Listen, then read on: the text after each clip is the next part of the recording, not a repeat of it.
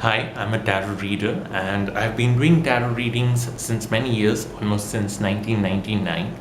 In this video, I'm going to talk about readings which are done over the phone and readings which are done in person. I mean, there are times when people they may be living in a different country. They may be living, I live in Mumbai, currently Mumbai, India. And if suppose the client is living in somewhere in Singapore or somewhere in South Africa, okay, and they want answers for their questions, for their specific questions, or for in general, they're curious to know where their life is headed, okay. So I don't expect them obviously to come here and visit me and get a reading in person. No. Then you have something called as a phone calling. You call me over the phone. You have Skype calling. Yeah, you have different modes of calling someone like me. I mean, internet and phone is something that you make that one call and you get connected to a tarot reader like me, and you're able to find answers which you do not know what to do about. It's like you're lost and you want a focus in life. You want someone to bring that direction in your life. At that phase when the distance is too long and you want those quick answers, a phone reading or a Skype reading is something that works really well, because over the phone, within a span of like 1 or 2 hours, a lot can be covered about someone's personal life or their personal issues. I normally start with blind basic readings. That is, I start, if suppose it's a man who's calling me, then obviously his work, his profession, his career, his finances, his personal life. If he's unmarried, then obviously his relationship life. If he's married, then his marriage life, his kids, okay.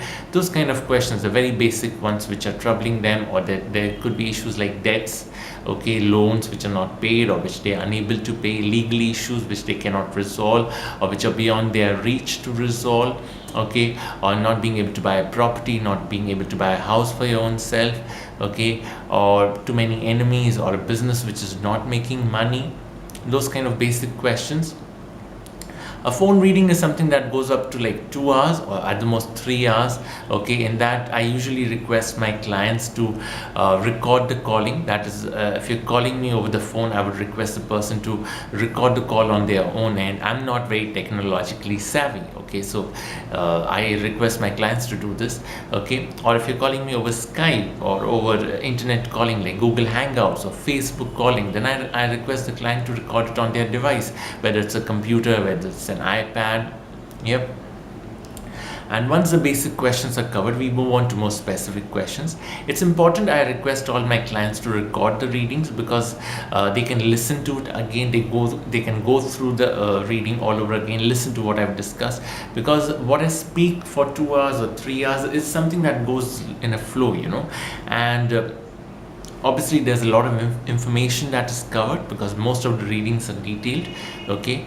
And I would want the client to have a copy of the audio. I would request them to record it so that they can replay it, and if suppose they have a doubt, let's say 3 months down the line or 6 months down the line, they can always replay the audio, write down the doubt they have, call me and clarify it, right?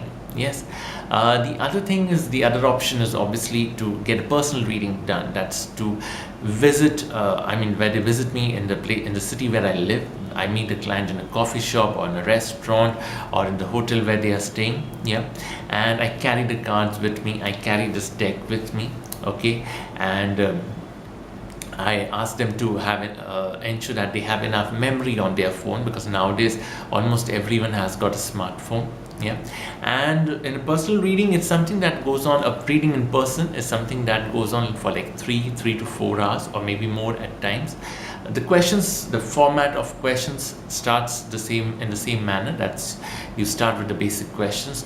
For a male client, I start with their work, their profession, their finances. For a lady client, it could be her relationship life, her marriage, okay, or her prospects for marriage. It's not that women are not career oriented. Nowadays you have a lot of women who are achieving a lot of success in their professional life, so even they have professional questions. It's not like that, but normally a woman is someone who's more sensitive, who's more receptive, so her emotions are more important to her. She's not as selfish as a man is.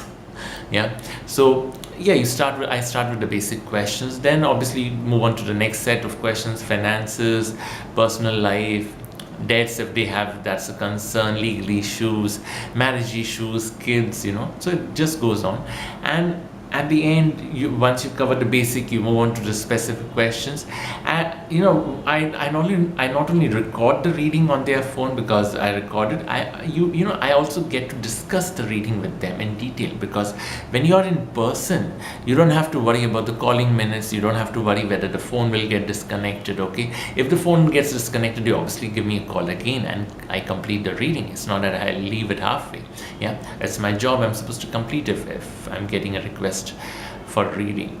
But in person, it's something that you have a very personal interaction with the client. Yeah, when I say personal, see, I do blind readings only. I don't take personal details from anyone, whether it's a phone reading or in person. Yes, during the course of the reading, they do discuss their personal problems, they do discuss, but I try and request them not to discuss it before the reading. It's once I've recorded the entire set of readings, they have any further doubts which are very, very specific, that's when I ask them to give me the details. Yeah, but normally in a reading which is done in person, I carry the deck with me. I first shuffle it, then I request the client to shuffle it with his or her hands. I ask them to shuffle it. Then I ask them to pull out the cards. If it's a Celtic cross spread, then I will ask them to pull out 10 cards. If it's a 3-card spread, then 3 cards. And it's something that is, when you hold the cards in your hand, it's a completely different reading. Yeah, but I cannot say that a phone reading is something that will not give answers. No, it will give answers, yes. Even a phone reading will give answers, and so will a personal reading. But personal reading is something which is more detailed, more time consuming, and more satisfying as well. Yes, that I will not deny. And that depends on your circumstances, your logistical issues or requirements, and how feasible or comfortable you are in choosing the reading that you want. But yes, both the readings, that is the phone reading as well as the reading in person, they're both effective in their own ways. Yeah, and they are both valuable in their individual manner. That's something I cannot deny. If you have any doubts, any queries, please do let me know. You can call me on phone or Skype or send me an email. Yeah, this is Tarot Reader, and I can only wish the best. Thank you and God bless you. Bye.